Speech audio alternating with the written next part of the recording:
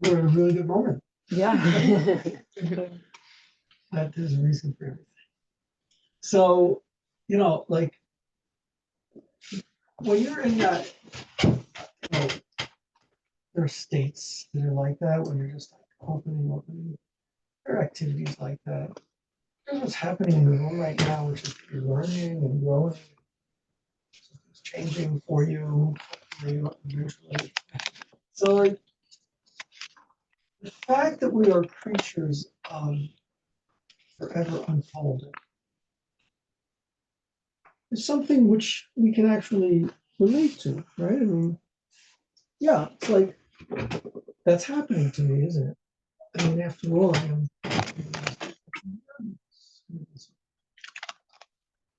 that I'm together with you, right? Involved in this kind of never-ending experiencing.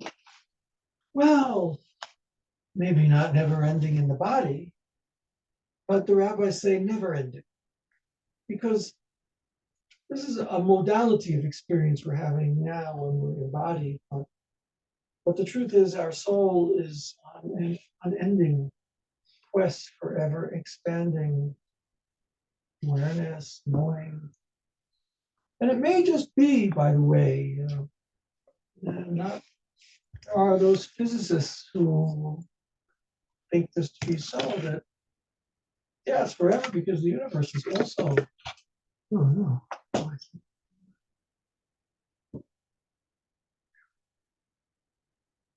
because the universe is itself perhaps even changing. It's not like, we're going to know it and then it's over. As we come to know it, there are dynamics of interaction between us and the universe.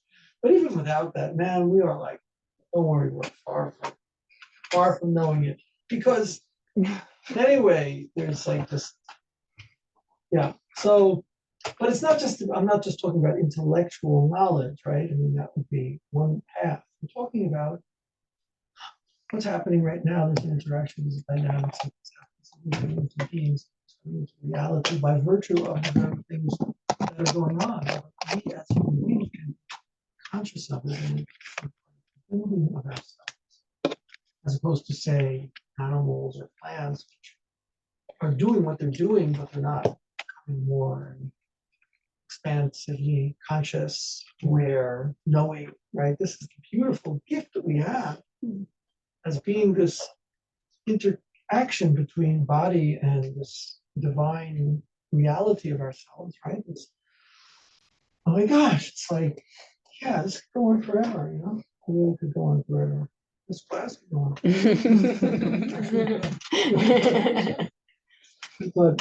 But the reason I'm exploring this with you right now is because what if, when we're talking about even Egypt, and we're talking about in this kind of archetypical language, right?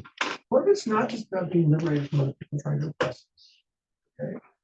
And not just about being liberated from the things which we oppress ourselves with, and not just about becoming liberated by becoming, less tied down by your past, whatever, right? We can go through all kinds of levels, right? And they're worth going through when I'm talking about but right now for this more sort of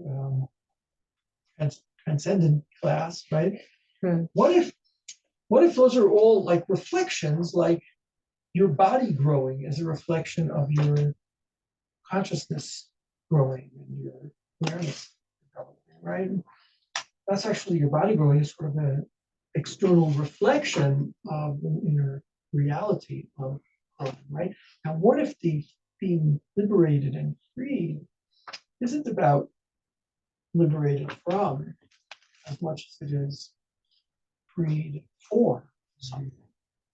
Yeah, freed for something, and that for something is to be on the quest of discovery in an authentic and true path, right?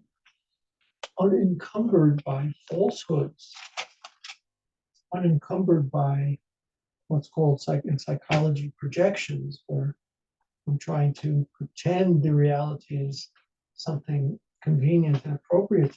Oh my gosh, it would be yeah, it would be like a life in which the movement that I'm participating in isn't like struggle. Struggle would be struggle to get rid of the oppressor, struggle for justice, struggle for etc. Right? That's one aspect of growing and growthfulness, right? And it is.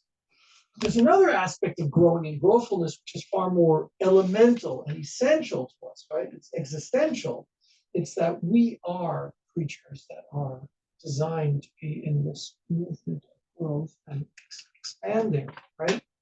Now, so what if the leaving Egypt is actually more existentially? By existentially, I mean more like defining the nature of the existence of life, right? And this relationship with God as having to do with that never-ending growing, right? It reflected itself politically in the Jewish people being freed from an oppressive kingdom. That's the political manifestation of something which is a much deeper phenomenon, right? You understand? Am I being clear? Mm-hmm. Yeah, this is amazing. Yeah. So like, wow, that would mean then that when God says, Anochi Hashem Elokecha, that I am Hashem who took you out of Egypt, he's actually describing to you the nature of your life as one which is forever dedicated to that ever unfolding of being that you are participating in. And my taking you out of Egypt was a demonstration of my commitment to that. On a level, deeper level, that was a demonstration of our, well, let's just put it as likeness one to another. By likeness one to another, I mean that we're kind of like each other, you know? Hashem saying, I am infinite. But as the infinite one, when I come into contact with this reality, right, called the physical world and reality of limitations called time. So when the infinite one comes in contact with a constrained world, that will produce ever unfolding. Because in the constrained world, right, you need to keep the boundaries, otherwise you're just going to explode out of existence, right? And that's what God says. You want to see my face, you don't want to see my face. Yeah. Because you will not continue to exist if you see my, so to speak, see my essence. You can't, because then you'll just be one with me. But you can know my ways, God says there in chapter 33 of Exodus. You can know my ways. Knowing my ways means that you can participate in my essence as it comes into reality in a physical bound world. Right? You know what that would be like? You would be forever unfolding. You would not give up your boundaries, because to give up your boundaries would then lose creation. God likes creation. I mean, he did it and he said he likes it. He said it was good, it's good, it's good, it's good. So there must be something good about it. But the meeting point, right? You get this? The meeting point is where we taste infinity through this infinite, not infinite openness, but rather infinite movement towards, right? And you say, well, will it ever end? I mean, don't ask that question. You know what I mean? We're talking about infinite, right? I don't think it will. And the reason it won't, really, I think, is because we're talking about infinity, which, anyway, we can't really get a grasp on because it's silly. It's really silly to talk about infinity because you can't think about infinity or even experience infinity, but you can experience the contact of infinity with a bounded reality. And what happens when that occurs is that, wow, First of all, I want to know truth. I don't want to be faked out by the prisons of my own mind, just within my own little mirror chamber. Okay? There's nothing infinite about just regurgitating things you know and you're comfortable with. Although it can be very appealing to certain personality types. So that's one thing. I don't want to be stuck there, right? I also don't want to be looking out at reality and pretending it's in accord with the things I already think so that I can make myself. Because those will entrap you, right? Those will entrap you. You will never actually participate with God in his infinity if you're stuck in falsehoods. Because falsehoods, by their very nature, are a block to the unfolding realization, which is always going to be aligned and associated with truth. Okay, you hear this? So, if we can appreciate some of that and appreciate that about ourselves, I want to tell you that actually there are two statements that I want to just support this position with, right? That are very relevant to what we're talking about. And then I want to give you a little peek at elements of the Haggadah, which very strongly suggest the things I'm telling you right now, okay? So the things I want to tell you about you as a human being, right, that relate to this aspect of what it means to have this strange identity, that's the identity that we have as human beings, right, is that we are called Adam, right? Everyone knows Adam. Everyone knows that Adam is the first human being. Everyone knows Adam is the first human being, right? But sometimes people forget why Adam was called Adam. Adam was called Adam for actually what is quite a strange reason. The reason Adam's called Adam is because he's taken out of the Adamah. Oh, that's a good reason, actually. Adamah and Adam, that makes perfect sense. Until you think of the fact that so were the trees taken out, so were the animals taken out of the ground. So were the birds partially at least taken out of the ground, according to the Midreshet about where the birds were made from, right? So, I mean, just about everything's taken out of the ground. I mean, I can get it that fish aren't called Adam. Okay, that's okay, that's cool. Because they're from the swarming waters. But everything else seems to come out of the ground. So why did Adam get called Adam according to the name Adamah? That's a very significant question, which is answered by my teacher, the Maharal, who was an important teacher in Jewish teachings in general, right? But he says the following, and it's really magic. He says that the ground is that substance which is always being brought out from potentiality into actualization. It's a way of looking at it, but when you plant something in the ground, it is bringing out into actualization seed in it. And it too is also being actualized. Ground, right?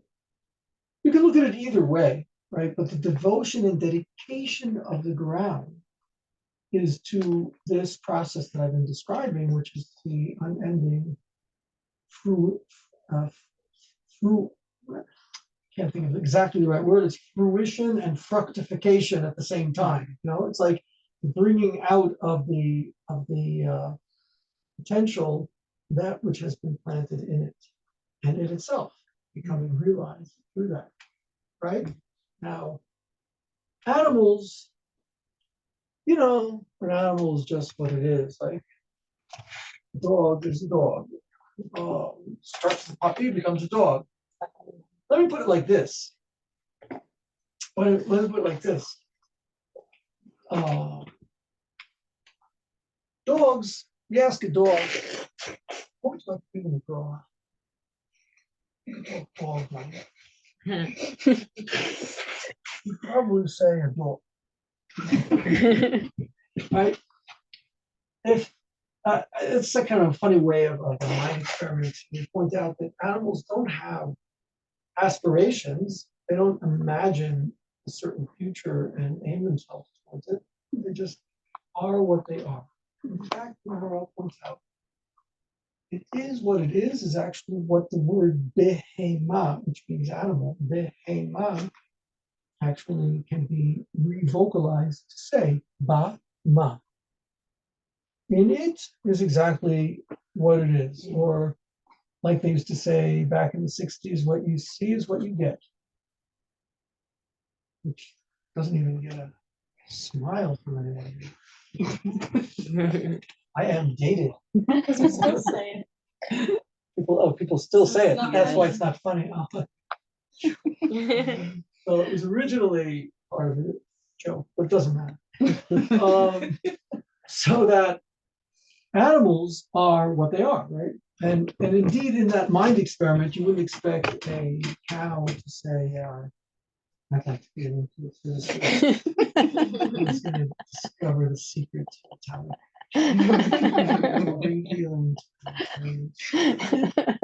Even if you could talk his language. The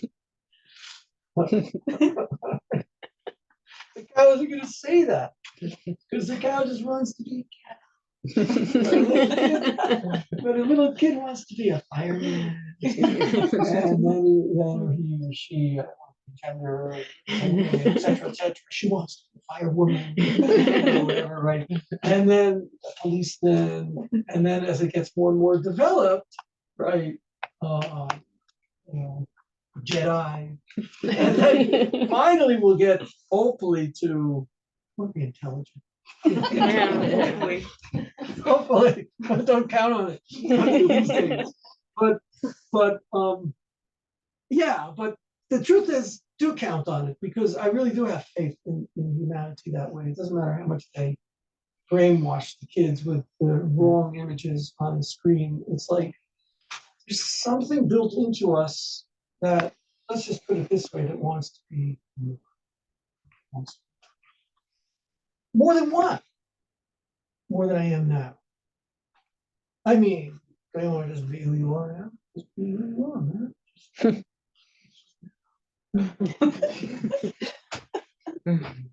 No, you're not an Adam. You're not an Adam. If you go that path, I'm not saying you shouldn't be happy with what you have, but never be satisfied. There's always an aspiration. And that always an aspiration is a big blessing. It's not only a big blessing, it's the definition of us as human beings, as B'nai Adam, that are grown out of the ground, right? You get this? So we are called by the name of the ground, nothing else, even though everything else also came from there. Because there's the aspect of the ground, which is just is what it is, And there's the aspect of the ground, which is that which brings out our potential into action. That's us. So when we talk about Adam as being created in God's image, we can start to get a little bit of a sense of where that image might lie in freedom, in infinite aspiration. It's not the God infinity, but it's touching of infinity that we are participating in, right? And weirdly and beautifully, it's actually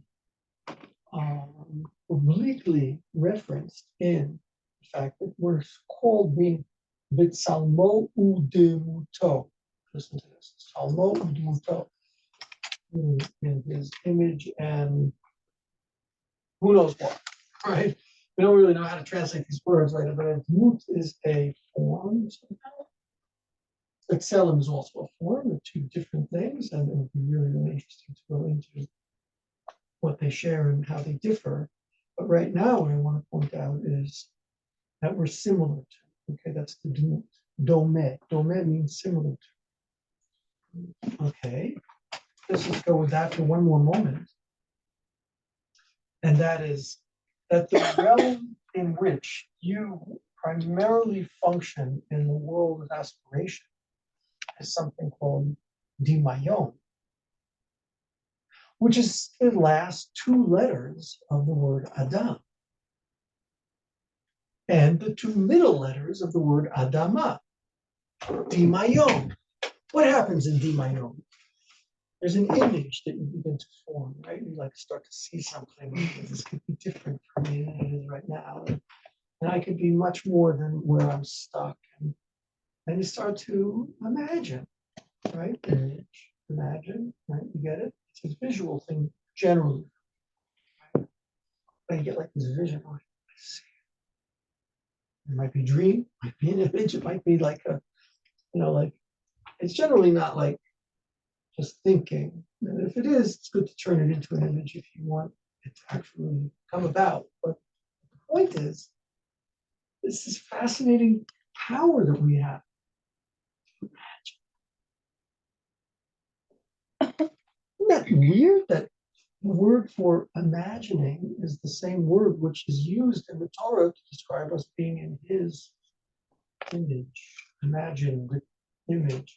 Because that's when we participate with it, get it? When we're opening up to our imagination to see beyond the current constricted reality in which we're trapped. We sometimes feel like we're trapped. When we step out to is our imagination, that's like amazing. That's where you begin to step beyond into what really is a transcendent realm. It's really a transcendent realm. It's not a mystically transcendent realm, right? So, about the mystic stuff, right? It really isn't. It's like it's so natural for us as human beings to do that, to like imagine ourselves different, to grow beyond where we are. Oh my God, what are our lives built of if not of that? You know what I mean? It's like, I mean, you're all sitting in the room because you had some kind of. I don't have to stay stuck here in Baltimore or Detroit or Curacao or Mexico. Like, I don't have to stay stuck here. I can imagine a different life. That is like amazing. Now, what if Adam, Demuto, right, which means we're in his image, they're all actually participating in the same element of a self-transcendence which we participate in by virtue of our ability to imagine and yearn for and aspire towards, right? Wow. Maybe that is actually the image of God that is working through us. It's exactly that. It's the same word even. Ooh. And then Selem would be amazing because Selem is actually a word which is or their shadow. Sail is a shadow sail. Tzadik Lamed. You write Hebrew already? Tzadik Lamed, write that down. Sail. It's a shadow. That's like, hey, I'm a shadow of the divine light that is able to maintain resonance with it by an ongoing aspiration. Starting to get nice to be human. Really. Now, the rabbis say the following. This is where it gets a little bit more, a little bit more parochial. The rabbis say that the prophet called Abraham the one who inherits this humanity and whose task is to promulgate it further. Okay, Abraham, right? He's like Adam Ha'anak Ba'anakim. Prophet, I think it's Isaiah says that. It's the Adam Atem. You, Abraham, I see in you what I originally envisioned for humanity. You know where I saw it, Abraham? You started walking. You started walking. You started walking. That's it. At the end of the parasha of Noach, right? At the end of I think it's about chapter 11, right? Abraham starts to walk. And then we don't know exactly what happens. He stopped walking or what happens. I don't know. But then you get the beginning of the next chapter, God says, walk. Well, it was walking. Yeah. Well, it was walking. No, he doesn't say that. He actually likes the idea that what he was doing anyway now becomes a divine impulse. That's the kind of guy we want, God says. The kind of guy who walks. Now, the way the rabbis put this is his walking, right? The Rambam writes in chapter 1 of Hilchot Avodat Kohavim, the laws of idolatry. You know, it's not the laws of how to do idolatry. It's the laws of how to not do idolatry. But the book starts. The book starts with the history of idolatry, and we're not going to go into right now. But he says that Abraham, he was, the word iconoclast. It's someone who breaks icons, right? Someone who breaks statues. That's Abraham. He was the first iconoclast. Literally, he was. There's actually the Midreshet says he was breaking his dad's statues. He was fighting against someone named Nimrod, who the main thing he wanted was for people to submit. Abraham wasn't the kind of guy who submits. I mean, there's even a story where Abraham is like, Nimrod says, bow down to me. Abraham says, no. He says, do you bow down to anything? And why would I? He says, well, how about fire? No.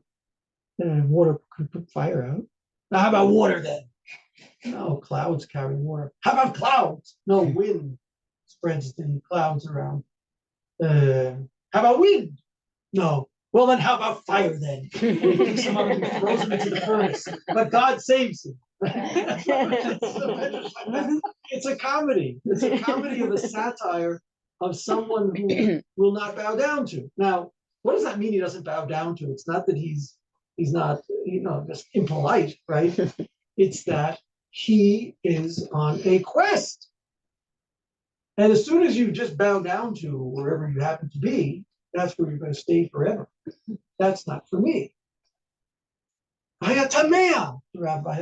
Rambam actually says it. He was like in wonder. He was in wonder. Now his name, Avraham, his name, actually is an anagram, which means you can reorganize the letters to a word which appears, and I encourage you to look this up in chapter 2 of Midreshet, verse 4, where it says, these are the generations, the unfolding of heaven and earth, Vihi Bar'am, as they became created. Vihi Bar'am. You can hear Abraham in there, right? You just move the letters around. Vihi Bar'am Abraham, right? It's the same word, the rabbis say. I don't think you don't need the rabbis even for that one. You just have to have an attentive ear, right? He's the man who is in creation. It's a word which is a description of an activity. He's in creation. He's in creation, and so he's breaking down all the idols. Nothing's going to get in my way. There's no stopping point here. As soon as you freeze it,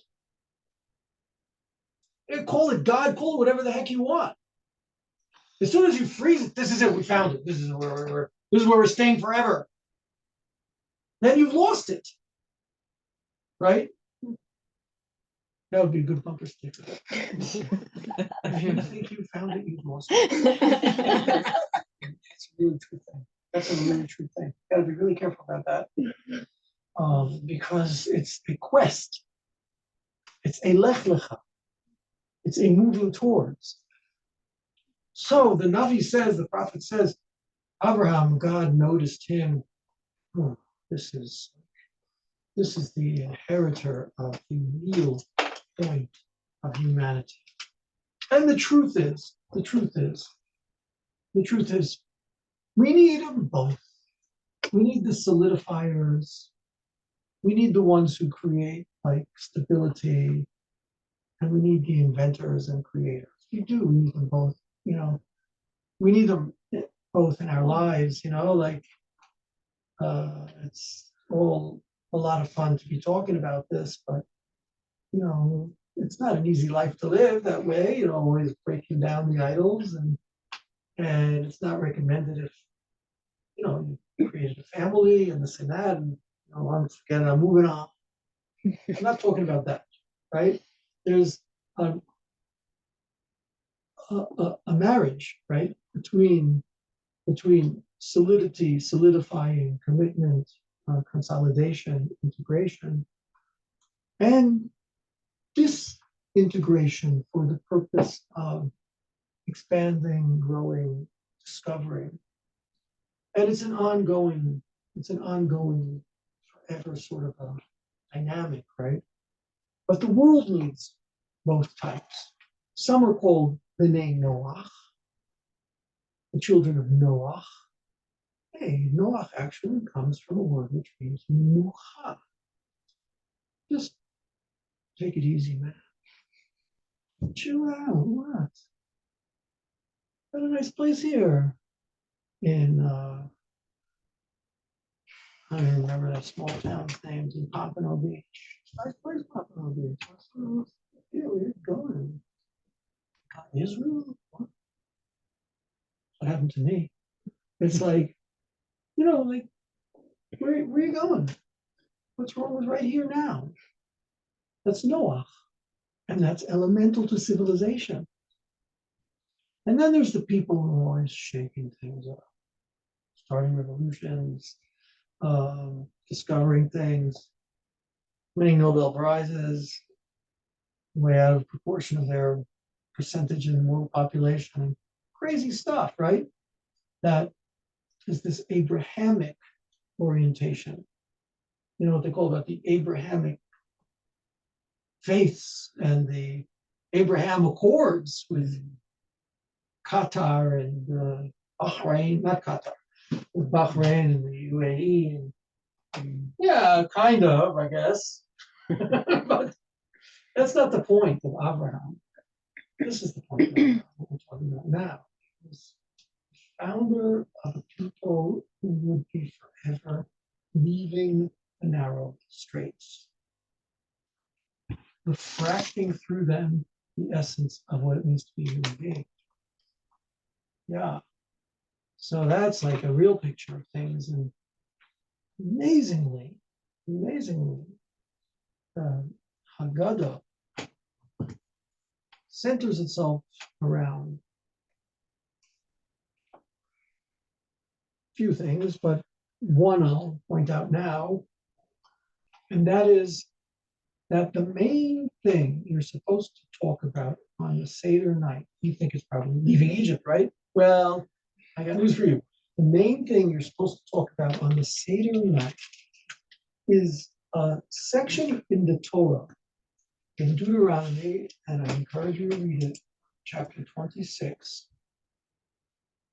Yeah, you know what goes on there? It's called, probably those of you who have been at a Seder, Arami Oved Avi,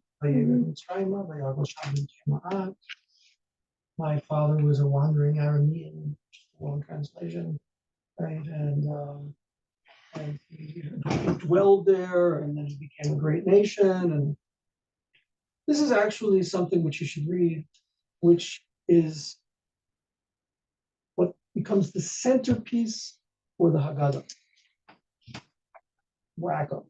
Make the centerpiece of the Haggadah. You want to talk about leaving Egypt? How about if we read a chapter from Exodus? That'd be a good idea. How about let's read the story from Exodus? No. It's not a history lesson. I want you to explore a statement made by, guess who? People after they come to the land of Israel and bring the first fruits with them to the temple. Okay. And there they bring it and they say,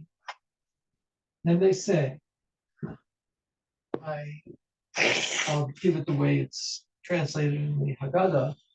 There was an Aramaic guy who tried to destroy my father, who then went down to Egypt. That's Jacob, who was almost destroyed by Laban. And he lived there, and there were just a few people, and they became a very great nation. And the Egyptians were very harsh with them and they made them suffer. And they placed upon us very difficult work. And we called out to God, and He heard our voices, and He saw our suffering and our work and our pressure. And He took us out of Egypt with a strong hand and outstretched arm, etc. And He brought us to this place. He gave us this land. And now I'm bringing to Him these first fruits from my crops. I mean, it's very beautiful and touching, but it's kind of a strange selection. And in fact, in the Haggadah, and I'm going to have to stop shortly, but in fact, in the Haggadah, this is great. Is there a Jewish star behind me? Yes. Yes. I like that. It's very cool. Send me a copy. So like, okay, I don't want to overdo things, but I'll just point this one thing out. You know, you probably remember in the Haggadah we say, yeah, Lavan was an Aramean. Right? Remember Lavan, right? Jacob fled from Esau. I went to Haran, and he was entered this lovely family. Whose patriarch was a cheater and deceiver who actually tried to knock Yaakov off. So the Haggadah says, don't forget that one. He was a lot worse than Pharaoh was. Pharaoh just wanted to kill all the boys, but he wanted to get rid of everyone. Right. So we need to explore that on its own, but the whole Haggadah then becomes centered around this. But look at this. The guy was a deceiver, wanted to destroy it all. Deception destroys all. Deception destroys all. You will never be free if you are deceived. You will always be trapped by the things convenient for you to see or for someone else to be convincing you to see. So Lavan really, he's a much deeper root of the issues that we're going to be exploring in the Haggadah than Pharaoh is. Pharaoh was small time compared to the tricksters who dressed themselves up in white and were all dark. Isn't that so? Mm-hmm. And then what we do, and it's the most beautiful thing here, we'll stop, is we start exploring these statements that this person makes, who starts with that point in history. And he's doing this while he's holding the first fruits of his crops. Mm. This guy is holding that which grows out of the ground and is forever young, forever first fruits, forever the first thing. Because the Jewish people is called, you're my firstborn child, right? Israel. That's what Moses says when he comes to Pharaoh and says, you're holding on to my firstborn. You better take very careful, good look at what's going to happen to your firstborn. Mm-hmm. And here we are then, we talk about the firstborn fruit. The Urim is called in the same language as before. Right? Whoa, here I am. I've made it. And the way I celebrate making it is by bringing the fruits of the ground, first ones, because I'm aligning myself with that firstness, with that freshness, with that forever birthing. Yeah. So that will become the centerpiece of the Haggadah. So what we saw today was a brief introduction to life and what it's about and what it's for and what we're invited to and what the city is. And that actually the leaving of Egypt is most powerfully representative of God as the being who seeks to birth a forever growing reality. So thank you. Thank Thank you. That was amazing. That was extraordinary. Can you come back here and continue this? Yeah, would you like that? Yes. Are you kidding? Yes, really like following this? Yes. That was amazing. Yes, Like, please. my mouth is dry. Thank you. Okay, that's meaningful to me. Yeah. Thumbs up. We're not on YouTube, but thumbs up. Okay, so I will try. I was gonna say, just like that. I was like, I was thinking of a specific one. That's why I squeezed you, because like I was like, oh my gosh.